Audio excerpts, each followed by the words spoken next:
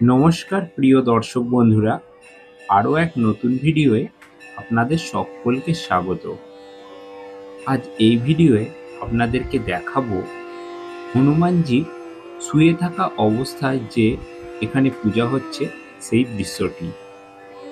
সাধারণত আমরা হনুমানজির যে পূজা অর্চনা করে থাকি বা যেখানেই পূজা হোক আমরা দেখেছি হনুমান বসা অবস্থায় আছে বা কোথাও দাঁড়ানো আছে, কিন্তু এই মন্দিরেতেই ভারতবর্ষের মধ্যে অর্থাৎ শোয়া অবস্থায় পূজা করা হচ্ছে।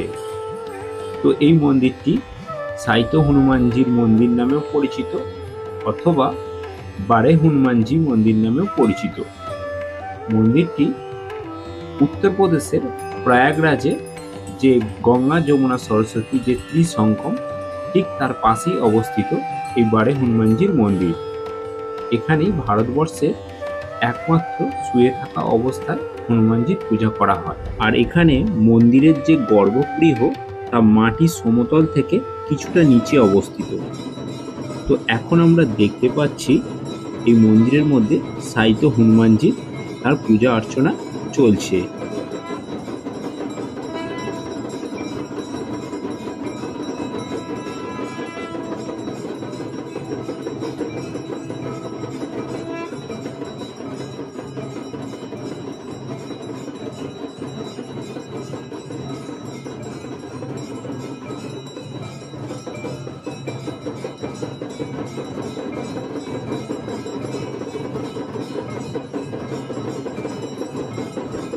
পৌরাণিক তথ্য অনুযায়ী মনে করা হয় হনুমানজির লঙ্কাকাণ্ডের পরে অর্থাৎ লঙ্কায় আগুন ধরিয়ে দেওয়ার পরে তিনি এখানে এসেই বিশ্রাম গ্রহণ করেছিলেন।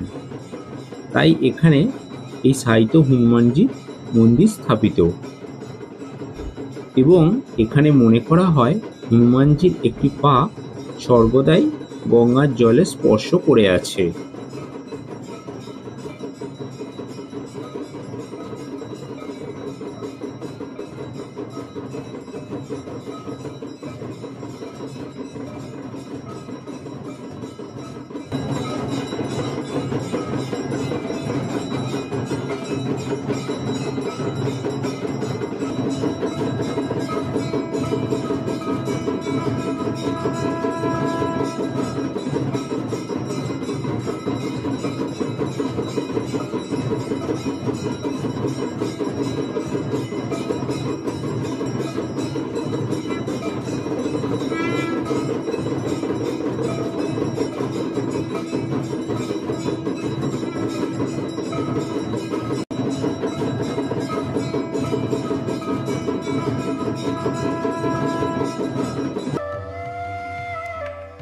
এই যে জায়গাটি, এটি হলো মন্দির চত্বরের বাইরের সাইড, অর্থাৎ মন্দিরের ও সাইডে প্রবেশ করে হনুমানজিকে দর্শন করে এই গেট দিয়ে বাইরে বেরিয়ে এলাম।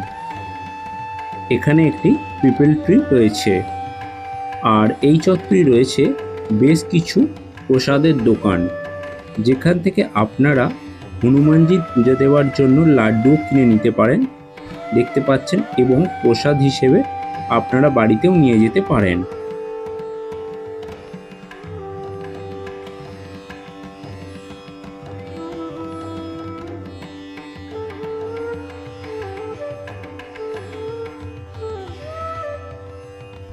মন্দির চত্বরের এপাশেই রয়েছে একটি হোমকুণ্ড আর তার পাশেই রয়েছে হনুমানজির আরও একটি মন্দির। হনুমানজির এই মন্দিরের পাশেই রয়েছে রাম জানকী মন্দির। এখানে ভগবান রামেরও একটি মূর্তি রয়েছে। তো চলুন, এখানে দর্শন করার জন্য এই সিঁড়ি দিয়ে উপরে উঠে যেতে হচ্ছে, তারপরে আমরা এই মন্দিরের ভগবানকে দর্শন করে নেব।